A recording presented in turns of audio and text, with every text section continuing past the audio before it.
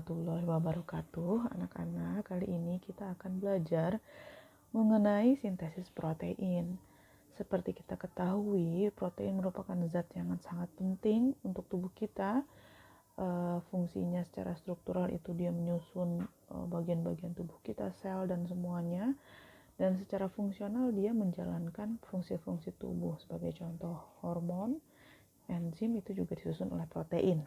Nah, bagaimanakah protein itu dibentuk dalam tubuh kita? Yaitu melalui proses yang bernama sintesis protein. Sintesis protein sendiri terdiri dari dua proses. Yang pertama, proses transkripsi, dan yang kedua, translasi. Transkripsi adalah pencetakan mRNA dari DNA. Dan translasi adalah penerjemahan kode mRNA, kode genetik yang ada pada mRNA menjadi asam amino. Nah, dua proses inilah yang terjadi pada proses atau pada sintesis protein. Oke. Kita bahas yang pertama dulu, yaitu transkripsi. Transkripsi, pencetakan mRNA dari DNA template.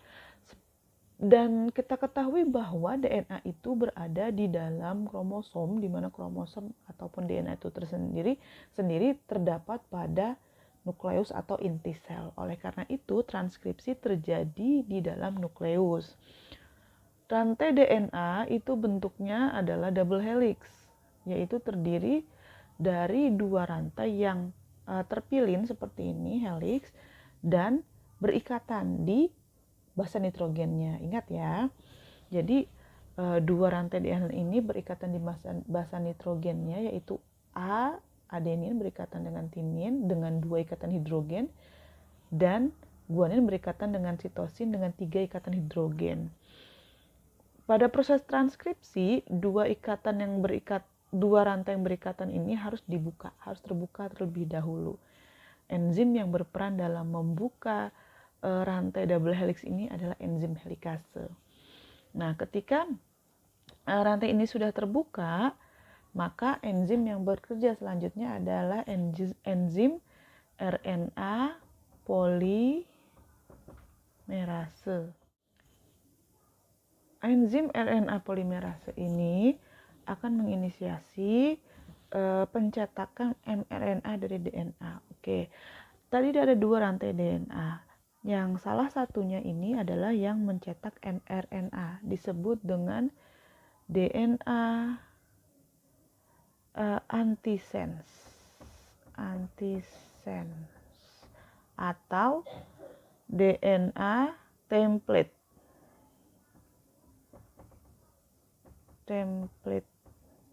Sedangkan rantai DNA yang tidak mencetak mRNA disebut DNA sense. Nah, dari DNA antisense ini akan dicetak mRNA yang basa nitrogennya berpasangan dengan DNA template. Sebagai contoh, apabila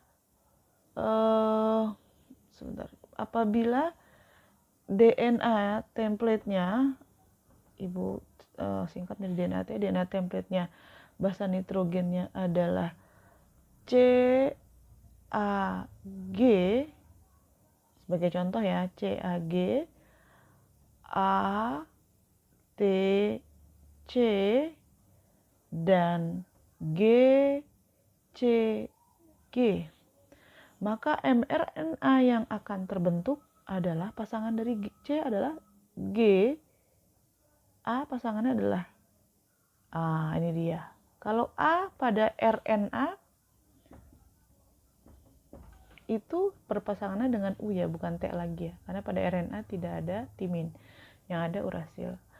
Lalu G pasangannya C, A pasangannya U lagi, T pasangannya A, C, G, G, C, Y, dan C. Seperti ini. Jadi pasangan basa nitrogennya. Ya. Kemudian apabila sudah terbentuk mRNA, mRNA ini nanti akan dipilih gen yang akan diekspresikan atau tidak. Misalnya ini mRNA ya, mRNA. Ada bagian gen yang tidak akan dipakai, tidak akan ditranslasikan, maka ini akan dibuang. Ini misalnya ini ya.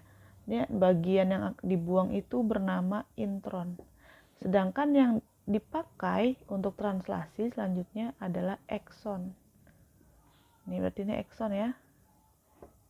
Ini dibuang. Si intron ini dibuang. Maka ekson dan ekson ini akan disambung. Dipisahkan ke sini ya. Disambung dengan enzim yang bernama enzim ligase.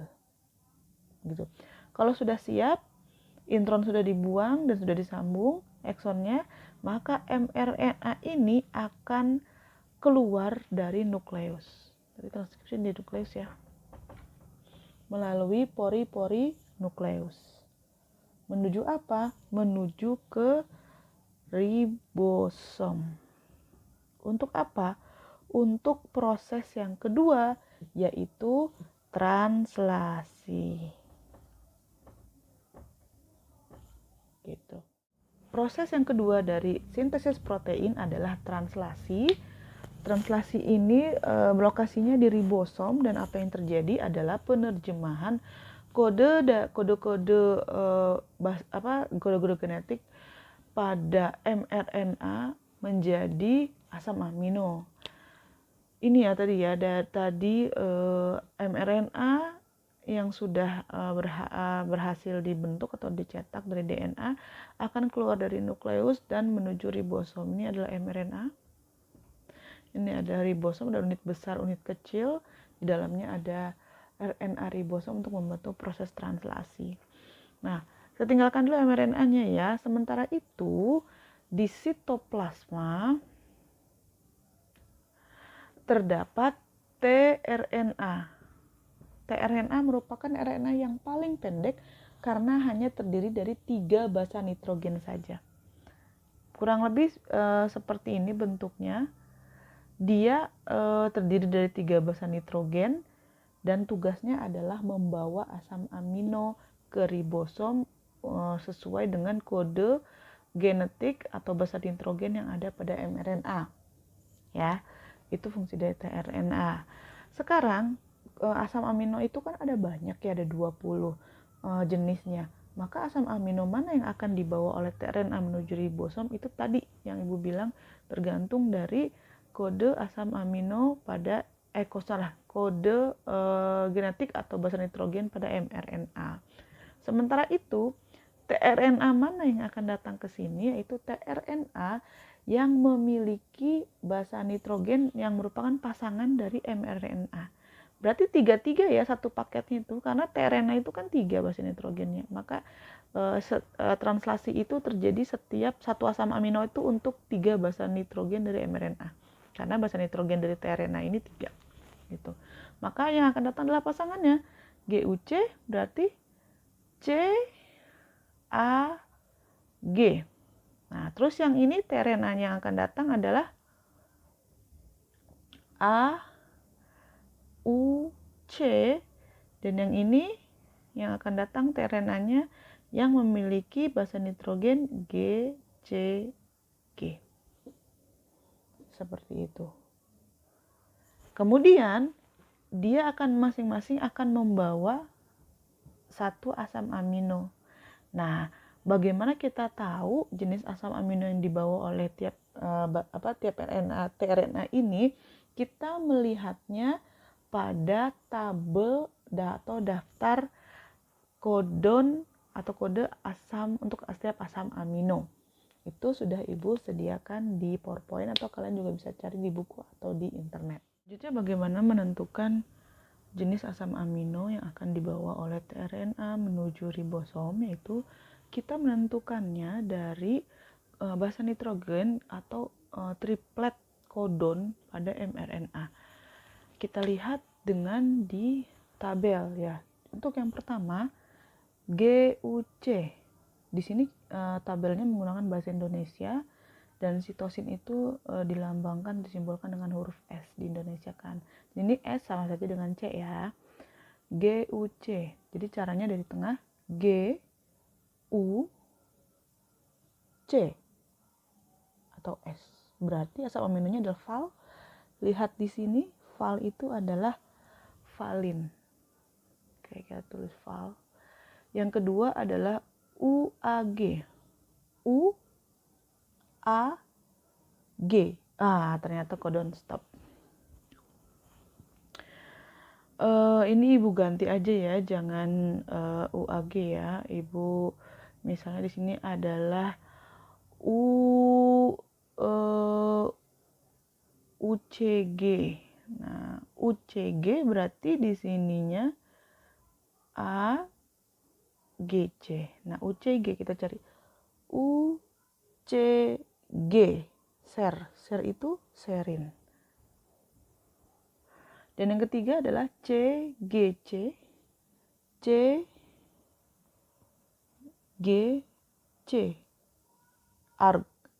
Arginin.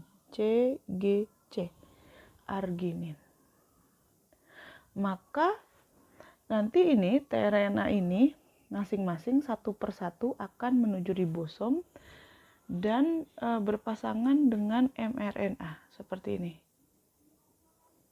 Berarti ini CAG membawa valin. Nah, kalau sudah berpasangan dengan mRNA, maka dia akan pergi si tRNA ini dan meninggalkan atau melepaskan asam aminonya ke sini. Val misalnya. Terus yang kedua yang ini AGC. AGC membawa serin.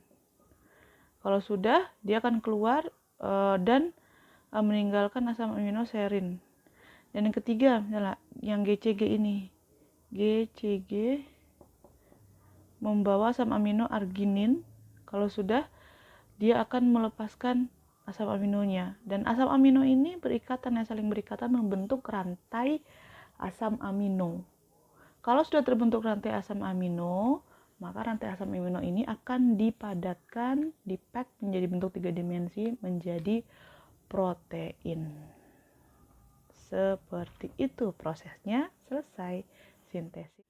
Perhatikan tabel kode genetik berikut untuk menentukan asam amino. Ini ada 20 jenis asam amino. Perhatikan yang diberi tanda hijau dan merah ini. Nah, yang diberi tanda hijau,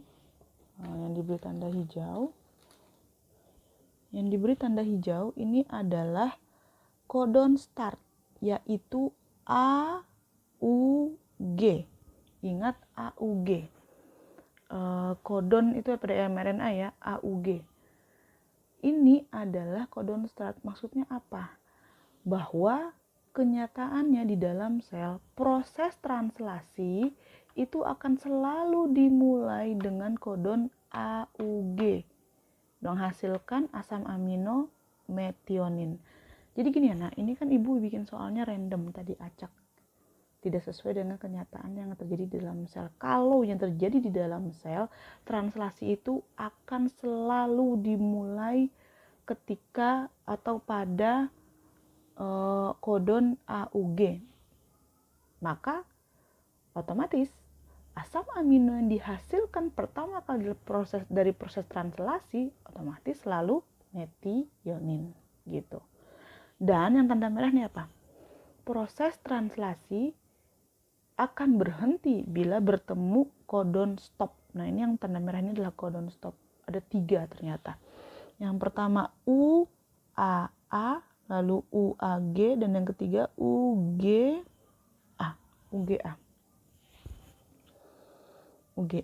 Jadi ada 3 kodon stop.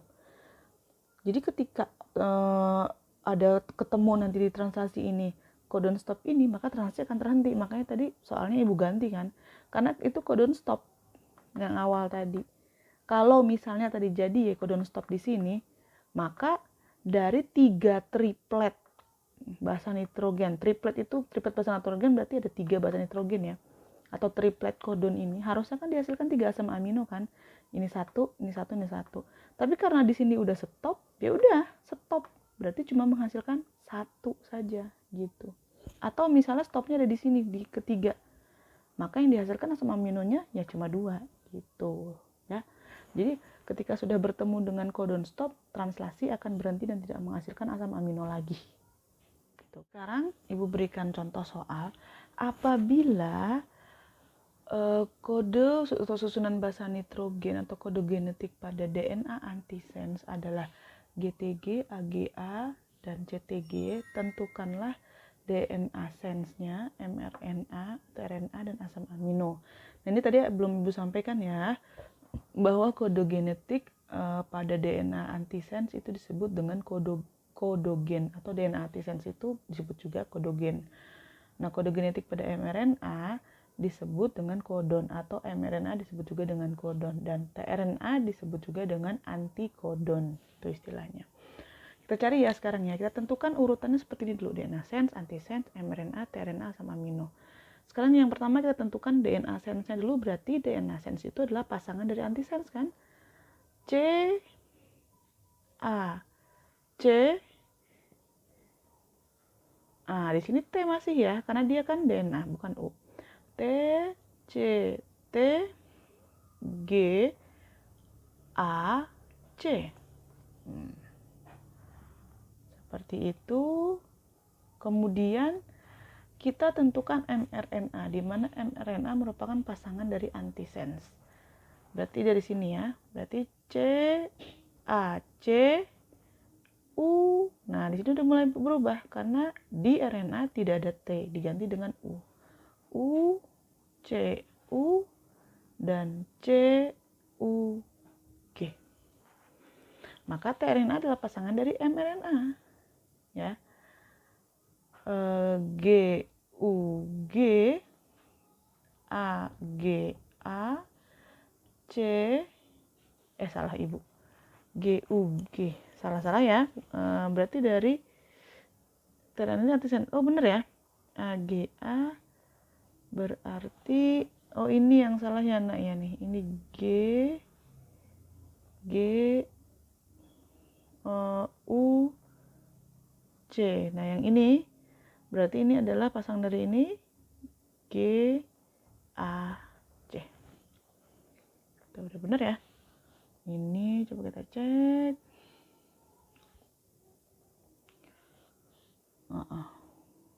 Ya betul. Nah, ini berarti apa nak? Ini C, U, G. Nah, itu perlu ketelitian ya. Apakah ini nih, ini salah nih, ini A ya. G, A, C. Oke. Nah, udah benar. Oke. Nah, selanjutnya kita tentukan asam amino. Ingat, asam amino dilihat dari kodon. Yang pertama CAC. CAC. CAC. Histidin. Ya. Histidin. Yang pertama adalah histidin. Yang kedua UCU. UCU. Serin. Dan yang ketiga GAC.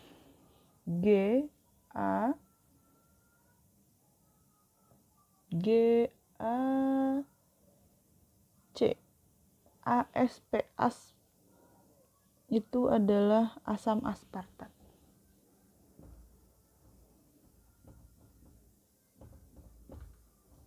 Nah, ini dia sudah selesai asam amino yang terbentuk, urutannya adalah histidin, serin, dan asam aspartat. Jika kalian perhatikan ada pola yang khas ya. bila kita menuliskan urutannya seperti ini. Dari yang pertama, sense, antisense, mRNA, tRNA. Setiap lengkap satu itu basa nitrogennya sama, dengan catatan pada RNA T diganti dengan U. Coba perhatikan ini. Bukan pakai yang warna ya.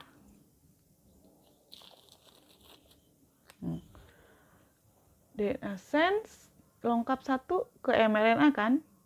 Coba sama nih. CAC. Nah, ini TCT di sini UCU karena T-nya diganti dengan U. GAC itu sama. Dan DNA antisense akan sama dengan tRNA. GTG menjadi GUG, kan tadi ya T diganti dengan U. AGA sama CTG menjadi CUG. Seperti itu. Itu cara cepatnya. Tapi kalau dalam mengerjakan, Ibu sarankan pakai cara manual. Ketika diperiksa, pekerjaan kalian udah benar belum nih, apa kurang teliti, salah satu aja itu bisa berubah asam aminonya. Itu bisa dengan memeriksanya dengan cara cepat. Nah, begitu ya anak-anak, paham ya? Setelah ini kalian coba untuk lebih mengerti lagi, kerjakan soal yang sudah Ibu berikan ketika Ibu cuti di minggu kemarin. Ya, ada satu soal, itu sudah kalian catat di buku catatan, dan itu coba dikerjakan sendiri, kerjakan sendiri dulu, lalu nanti diskusikan dengan teman jawaban kamu. Terima kasih ya. Assalamualaikum warahmatullahi wabarakatuh.